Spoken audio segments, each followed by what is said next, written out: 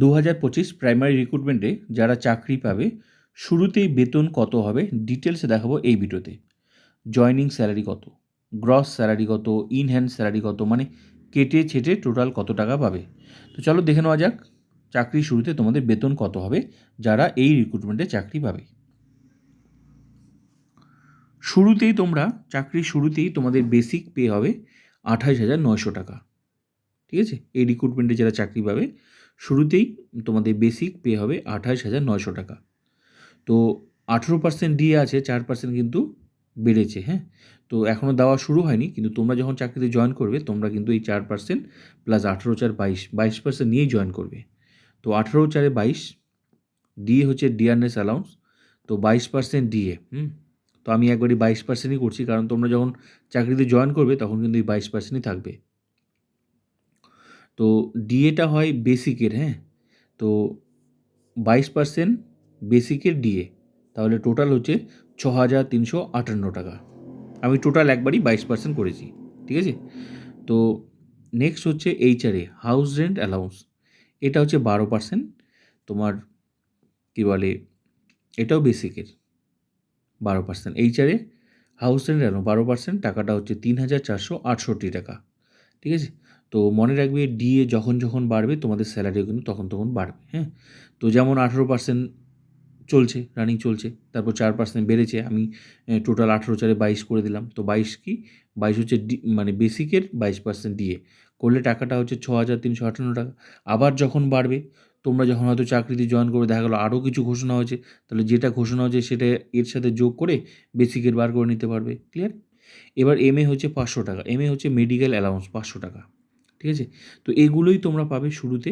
তো এগুলোই পাবে শুরুতে। হ্যাঁ, চাকরিতে তোমরা যখন জয়েন করবে, তো সব কিছু যোগ করে যে স্যালারিটা হচ্ছে সেটাকে বলা হয় গ্রস স্যালারি। তো গ্রস স্যালারি কত? 39,226 টাকা। এবার এখান থেকে এই টাকাটা তোমরা পুরোটা পাবে না, এখান থেকে কিছুটা টাকা কেটে নেবে। কত টাকা কাটবে? মাত্র 150 টাকা কাটবে সার্ভিস চার্জ তোমার। ঠিক আছে, তো এখান থেকে 150 টাকা কেটে নিলে বাকি যে টাকাটা থাকছে সেটা অ্যাকাউন্টে পাঠাবে তোমাদের। ইন হ্যান্ড স্যালারি যেটাকে বলা হয় 39,076 টাকা। এটাই হচ্ছে তোমরা কেটে ছেটে টাকাটা পাবে। তাহলে গ্রস স্যালারি সব কিছু মিলে যে স্যালারিটা হলো, বেসিক ডিএ এইচআরএ এমএ সব কিছু মিলে যে যোগ করে যে স্যালারিটা হচ্ছে সেটা গ্রস স্যালারি। কিন্তু তুমি কেটে ছেটে যে টাকাটা পাবে সেটাকে বলা হচ্ছে ইন হ্যান্ড স্যালারি। হ্যাঁ, তো এটা হচ্ছে 39,076 টাকা। তো চাকরির শুরুতেই তোমাদের প্রথম মাসের বেতন হবে এই 39,076 টাকা। এবার আসি জিপিএফ ডিডাকশান। শুরুতেই জিপিএফ কাটে না। জিপিএফ হচ্ছে জেনারেল প্রভিডেন্ট ফান্ড, এটা তোমার চাকরির 1 বছর হবে, তারপরই তোমার এটা কিন্তু শুরু হবে কাটা জিপিএফটা। তো মিনিমাম বেসিকের 6% কাটবে।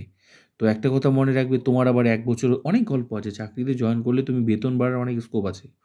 এক তো বেসিকটা তোমার প্রতি বছর ইনক্রিমেন্ট হবে আবার 3% হারে। এন্ট্রি লেভেলে তোমাদের বেসিক হবে 28,900, 1 বছর পার হয়ে গেলে তোমার আবার একটা নির্দিষ্ট সময় এই 28,900 এটা 3% হারে ইনক্রিমেন্ট হবে। ক্লিয়ার? প্রতি বছর বাড়তে থাকবে। তারপর আবার 1 বছর চাকরি হয়ে গেলে তোমার যা বেসিক থাকবে তখন তার মিনিমাম 6% আবার তোমাকে জিপিএফ কাটাতে হবে, মানে জেনারেল প্রভিডেন্ট ফান্ড। এবার বেসিকের, সেটা কিন্তু বেসিকের যাই তোমার বেসিক থাকুক না কেন, সেটার মিনিমাম 6% তোমাকে কাটাতে হবে 1 বছর পর, তোমার চাকরির 1 বছর পর। ক্লিয়ার? এবার 6%-এর উপরেও তুমি কাটাতে পারো, 10ও কাটাতে পারো, 20ও কাটাতে পারো, একেকজন এক এক রকম কাটায়। যার যেরকম টাকার দরকার থাকে, বা মনে করো যার যেমন ইচ্ছা। এলআইসি যেমন, জিপিএফটা হচ্ছে এলআইসির মতো, মানে ওই টাকাটা যদি তুমি জমাবে ভবিষ্যতে তোমাকেই দেবে সরকার, তোমাকেই আবার উল্টা সুদ সমেত টাকাটা দেবে।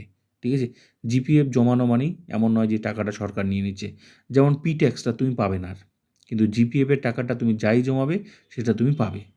অনেকেই আছে সরকারি চাকরি করে, কিন্তু চাকরি করার পর কিছুই টাকা রাখে না, ফ্যামিলির জন্য কিছু রাখে না। এই জন্য সরকার একটা মানে স্কিম আছে সরকারের, যে জিপিএফ চাকরি করলে তোমাকে জিপিএফ করতে হবে অ্যাকচুয়ালি ভবিষ্যৎ সুরক্ষার জন্য, ফ্যামিলির সুরক্ষার জন্যই, যাতে পুরো টাকাটা খরচা না করে, কিছুটা টাকা হলেও যাতে ও রাখে, জমায়, অ্যাকচুয়ালি ভবিষ্যতে মানে ফ্যামিলির কথা চিন্তা করে। ক্লিয়ার? তো এই হলো জিপিএফ, সঙ্গে হচ্ছে তোমার চাকরির শুরুতে বেতন। তো ভিডিওটা ভালো লাগলে অবশ্যই like, comment, subscribe and share.